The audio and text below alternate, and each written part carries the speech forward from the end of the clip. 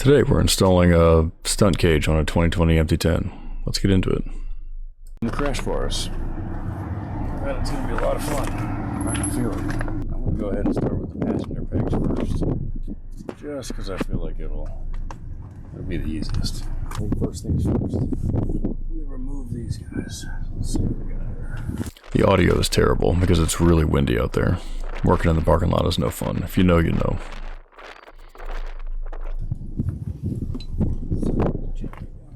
But they came off very easy. I was pleased with that.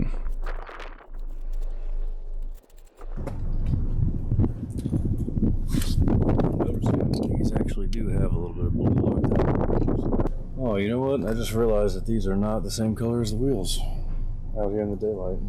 That's okay. And the beauty is that this is always undoable.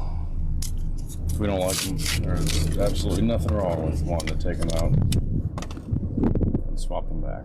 I do think they look a lot better than the other color orange that they had available. It's more like a KTM orange. People might not agree, but you know what? I don't care. Oh my god, I just spilled it all over myself. Yeah, sorry, I'm wearing a belt, but I keep forgetting to pull my pants up and forgot I was recording, so apologies. You're going to see quite a bit of that in this video. I couldn't edit it all out. Those screwed in really well. That bar, even though it's all iron, it fit where the factory pegs are perfectly. No spacers required. I did put some Loctite on each bolt.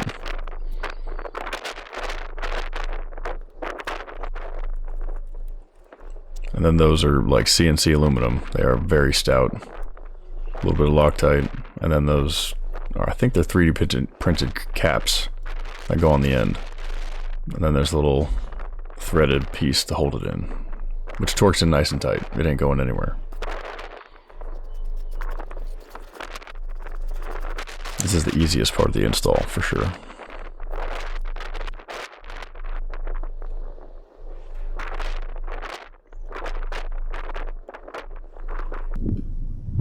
Alright. So the rear ones are done. And I didn't like the color difference at first, but now I like it.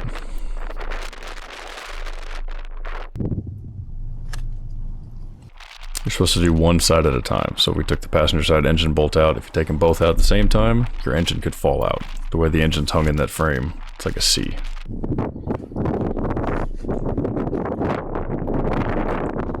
And my camera took a nice little spill right there. The wind blew you over. Sorry, I hope you didn't fucking die.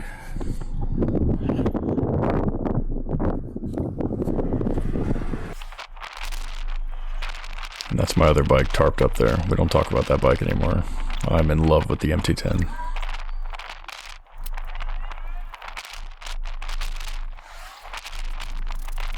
So there's a spacer that I tried to use, that I didn't use on this side, but that I ended up taking it off, trying to put the spacer back in, and the bolt wouldn't thread. So we went without it, and it fit perfectly. Because you order this kit from Russia, Latvia, which is a country neighboring Russia. So the directions leave a little to be desired.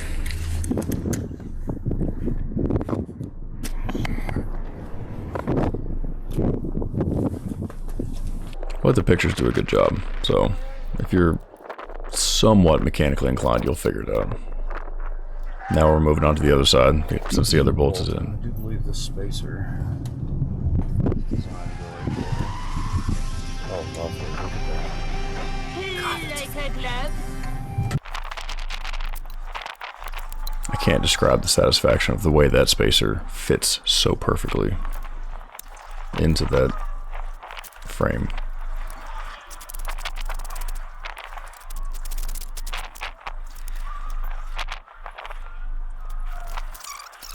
And so it's connected by 3 points of contact. There's that forward bit, that rear rod that goes through the swing arm, and then that little bit that goes under the exhaust.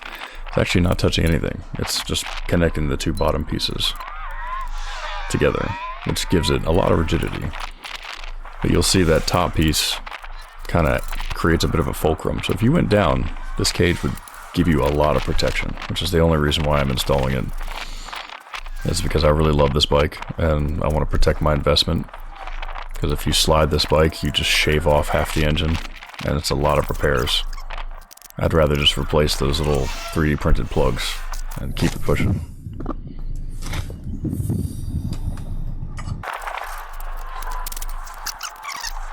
But people look at me and they ask me if I stunt ride. No, I do not. They add about... I honestly don't know how we're supposed to tighten up the back, so let's go read some more directions. So far, she's looking real good.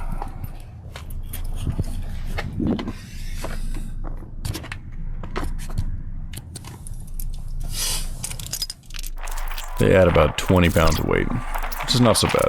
I have another video where I installed that Leo Vince mid-pipe, and so decatting it, you lose about 12 pounds. So the shipment weight was 32 pounds. So I just subtracted 12, so you're up 20 pounds. But to me, to have the protection, it's a worthwhile investment.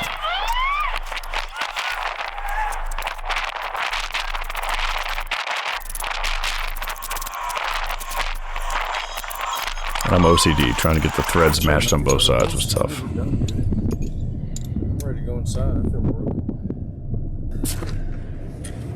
And that's pretty much it. Took about an hour to install. This is where you're supposed to use a torque spec, but just kind of going by the oomph test.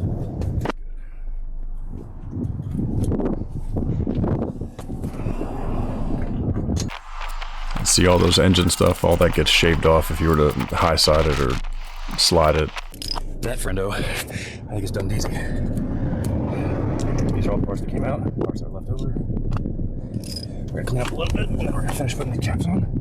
You're done, buddy. Accomplish the mission. Set out for. Very pleased. It's 3:30, so we've been out here for like 2 hours. A little bit of sunburn, actually. The first 2 hours of that was the Leo Vince.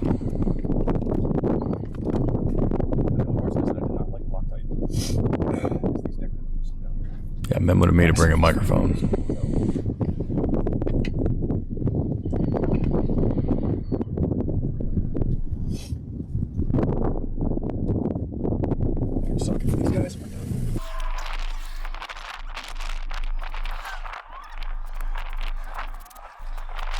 And I had the saturation turned up on that camera a little bit, so they do look like they're the same color, but they're not.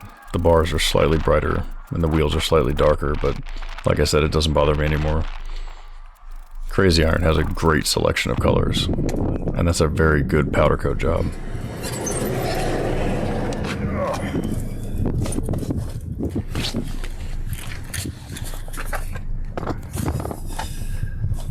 And I'd be lying if I said I wasn't slightly disappointed at the fact that the colors aren't exactly the same as the wheels, but I can't fault them for that. Maybe one day we'll get them paint matched, but not today. And I don't really care, this shit still looks badass. That it does. Yeah, the color doesn't bother me anymore. To me, it's totally worthwhile. This whole kit costs about $700. It's a little steep, but in my opinion, totally worth it. And it showed up about 6 days after I ordered it. Done. Fucking done.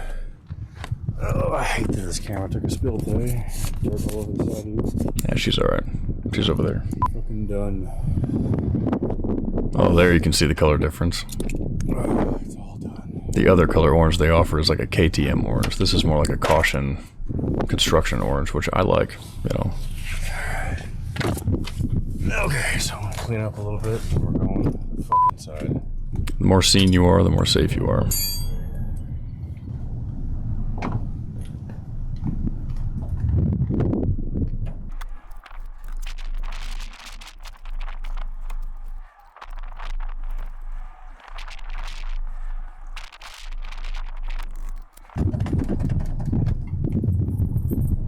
Now we gotta do a little stress test.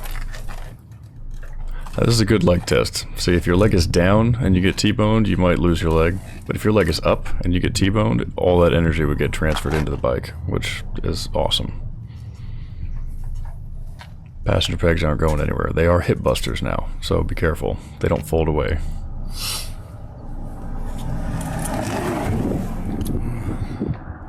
It's done. I think if I scrub the wheels, it'll look better. This is a job well done, brother. I get a lot of compliments. It's a very worthwhile install. I'm in love with that bike. 2020 MT10. And I wasn't going to settle. I needed that color pattern. I hate that she lives outside, but that's okay. Again, we're not pulling up our pants. But no, I hope you guys liked the video. I was looking online for all the info I could find on these kits, and I couldn't find it. So I figured I'd put it on here for you guys to see. And if you have any questions, I'll answer all the comments. And I highly recommend CrazyIron is the name of the website. As soon as I'm done making this video, I'm going to start making the video for the Leo Vince install, which is the decat of this same bike. It's a 2020 MT10 that I bought bone stock, and so you get to see the entire Leo Vince install, because I found one for the latest gen, and I found one for an FZ10, which they're almost identical installs, but I don't know. I wanted to find one that was a 2020, couldn't find one. So again, when I see a gap in the internet, I want to contribute a little bit. So check that one out. Let me know what you think, and thank you for watching. Later.